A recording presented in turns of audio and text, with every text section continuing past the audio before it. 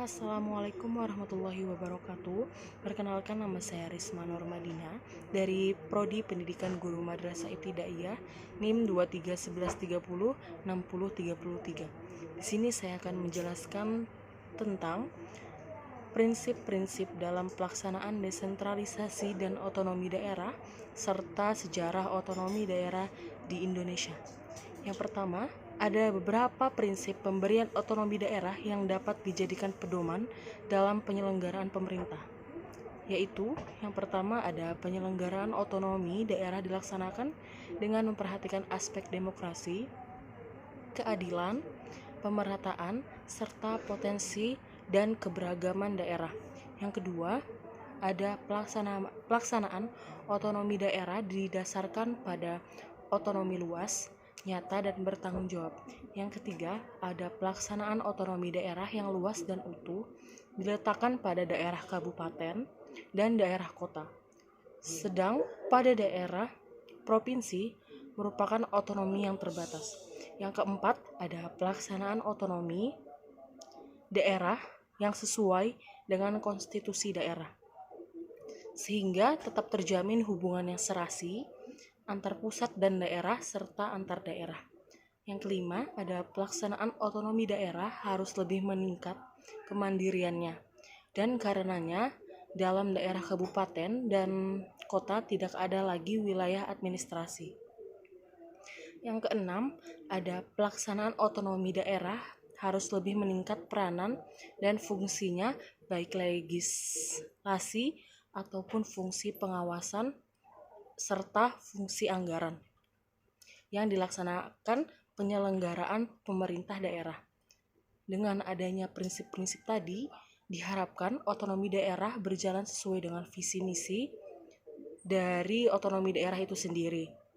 Atau dengan kata lain, otonomi daerah diharapkan menjadi salah satu kebijakan nasional.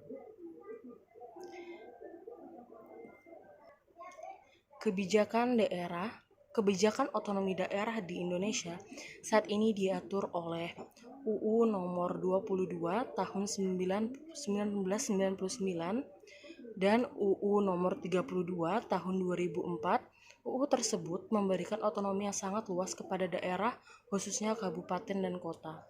Hal itu ditempuh dalam rangka mengembalikan martabat masyarakat di daerah, memberikan peluang pendidikan politik dalam rangka peningkatan kualitas, peningkatan percepatan pembangunan daerah, dan pada akhirnya diharapkan pula penciptaan secara berpemerintah dengan baik.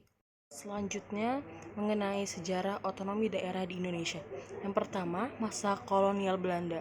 Pada masa pemerintahan kolonial Belanda, sistem pemerintahan daerah melalui insiden Triangling atau IS tahun 1854 dibentuk daerah-daerah otonom seperti Gemeente atau kota dan provinsi, dengan tujuannya adalah untuk mempermudah administrasi pemerintahan dan pemungutan pajak. Yang kedua, ada masa awal kemerdekaan tahun 1945 sampai tahun 1949. Setelah kemerdekaan, UU nomor 1 tahun 1945 menetapkan pembentukan daerah istimewa untuk Yogyakarta. Undang-Undang nomor 22 tahun 1948 mengatur pembagian daerah atas daerah besar dan kecil serta memberikan otonomi yang lebih luas. Namun, pelaksanaannya belum optimal karena situasi politik belum stabil. Yang ketiga, ada masa Orde Lama tahun 1959 sampai 1965. Penetapan Undang-Undang nomor 18 tahun 1965 tentang pokok-pokok pemerintahan daerah. Terjadi sentralisasi kekuasaan di tangan pemerintah pusat, daerah hanya sebagai pelaksanaan kebijakan pusat. Otonomi daerah sangat terbatas karena pemerintah daerah hanya sebagai kepanjangan tangan atau pemerintah pusat. Yang keempat, ada masa Orde Baru 1966 sampai 1998. Undang-Undang nomor 5 tahun 1974 tentang pokok-pokok pemerintahan di daerah. Otonomi daerah masih terbatas. Pemerintah pusat mendominasi pengambilan keputusan Daerah hanya berfungsi sebagai pelaksana kebijakan pusat, tidak memiliki kewenangan yang memadai.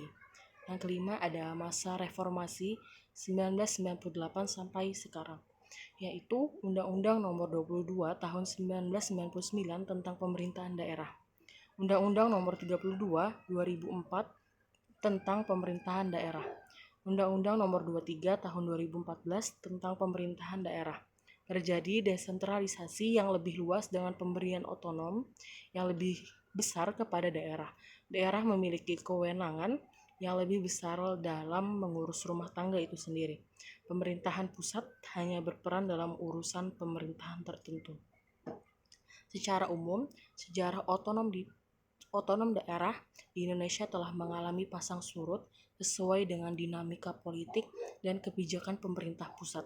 Saat ini, otonomi daerah di Indonesia telah memasuki era yang lebih demokrasi dan memberikan kewenangan yang luas kepada pemerintah daerah. Sekian dari saya. Wassalamualaikum warahmatullahi wabarakatuh.